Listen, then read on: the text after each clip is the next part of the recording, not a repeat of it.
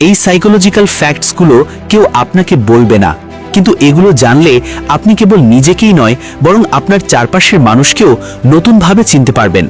শুরুতেই আসা যাক মিথ্যে ধরার কৌশলে। যদি আপনি চান কেউ আপনার সামনে মিথ্যে কথা না বলুক, তবে কথা বলার সময় তার চোখের দিকে না তাকিয়ে সরাসরি কপালের দিকে তাকান। এতে সামনের ব্যক্তিটি মানসিকভাবে দুর্বল ও অপ্রস্তুত হয়ে পড়েন। তিনি ভাবতে শুরু করেন তিনি হয়তো ধরা পড়ে যাচ্ছেন, ফলে তার মিথ্যে বলার প্রবণতা কমে যায় এবং তিনি সত্য বলতে বাধ্য হন। এবার একটি সাধারণ তথ্যের কথা জানা যাক। আপনি কি জানেন একজন মানুষ তার সম্পূর্ণ জীবনে গড়ে প্রায় ৩৮৬ জন বন্ধু তৈরি করেন? কিন্তু বিস্ময়ের ব্যাপার হলো এই বিশাল সংখ্যার মধ্য থেকে শেষ পর্যন্ত মাত্র একজন বন্ধুই দীর্ঘ সময় ধরে প্রকৃত বন্ধুত্ব টিকিয়ে রাখেন। সম্পর্ক নিয়ে গবেষণায় দেখা গেছে একটি সুস্থ সম্পর্ক মানুষকে হৃদরোগ থেকে রক্ষা করে এবং আয়ু বাড়াতে সাহায্য করে। অন্যদিকে একটি বিষাক্ত বা টক্সিক সম্পর্ক মানুষের শারীরিক ও মানসিক স্বাস্থ্যের ওপর ভয়াবহ নেতিবাচক প্রভাব ফেলে।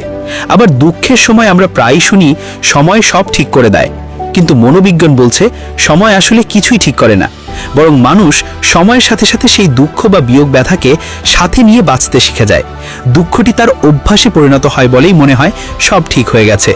আমরা প্রায় দেখি যারা আমাদের অবহেলা করে আমরা তাদের প্রতি বেশি আসক্ত হয়ে পড়ি। এর কারণ কি? মস্তিষ্ক মানুষের অবহেলাকে একটি চ্যালেঞ্জ বা লক্ষ্য হিসেবে গ্রহণ করে। যাকে পাওয়া কঠিন, মস্তিষ্ক তাকে পাওয়ার জন্যই বেশি ব্যাকুল হয়ে ওঠে। এটি অনেকটা কঠিন কোনো গাণিতিক সমস্যার সমাধানের মতোই কাজ করে। কারো সাথে কথা বলার সময় লক্ষ্য করবেন অনেকে বারবার নিজের মুখ বা নাক স্পর্শ করেন। এটি কোনো সাধারণ অভ্যাস নয়, বরং এটি নার্ভাসনেসের লক্ষণ।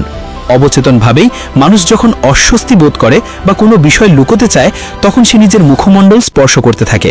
কাউকে যদি একটি নতুন কলম উপহার দেওয়া হয়, তবে দেখা গেছে ৯৭% মানুষই সেই কলম দিয়ে সবার আগে নিজের নামটি লেখেন। মনোবিজ্ঞান বলছে নিজের নাম মানুষের কাছে সবচেয়ে প্রিয় শব্দ। কাজের ক্ষেত্রেও অদ্ভুত কিছু নিয়ম কাজ করে। আপনি যদি কোনো কাজের জন্য নিজেকে ১ ঘন্টা সময় দেন, তবে কাজটি ১ ঘন্টাতেই শেষ হবে। আবার সেই একই কাজের জন্য যদি আপনি ২ দিন সময় রাখেন, তবে আপনার মস্তিষ্ক সেই কাজটিকে ২ দিন ব্যাপী ছড়িয়ে দেবে। অর্থাৎ কাজের পরিধি সময়ের উপর নির্ভর করে বাড়ে বা কমে। মানুষের স্বভাবজাত বিদ্রোহের কথা না বললেই নয়।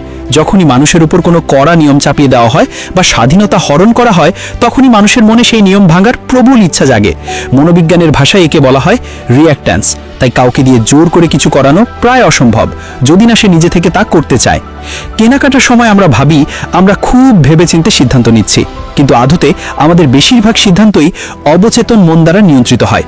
ধরুন আপনি একটি ফোন কিনতে গেলেন, আপনি হয়তো ব্র্যান্ড বা বাজেটের কথা ভাবছেন, কিন্তু অবচেতন মন আপনাকে অন্য কোনো ফিচারের দিকে আকৃষ্ট করছে যা আপনি টেরও পাচ্ছেন না। এই মনস্তাত্ত্বিক সত্যগুলো আমাদের দৈনন্দিন জীবনের প্রতিটি মুহূর্তকে প্রভাবিত করে।